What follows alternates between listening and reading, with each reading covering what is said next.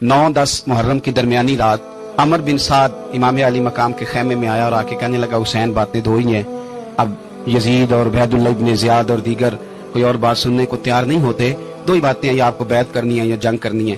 तो इमाम अली मकाम फरमाने लगे कि मुझे एक रात की मोहलत दे दो। हजरत अब्बास रज़ी अल्लाह तआला अन्हु हाजिर बारगाह हुए तो इमाम अली मकाम से अर्ज करने लगे, भाईजान मुझे पता है सवेरे आपने क्या फैसला करना है, आपने रात मोहलत क्यों मांगी, ये पता नहीं रात क्या क्या बदगुमानियां सोचेंगे।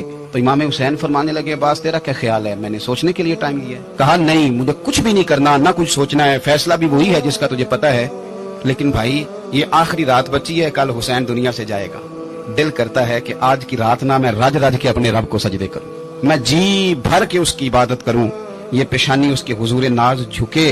और यार हुसैन इब्ने अली तो एक रात बाकायदा बचाएं कि मैंने अल्लाह के हुजूर हाजिरी देनी है और तू सारी रातें जाया कर देता है। तो तन्हाई में कुछ ना कुछ इबादत करें।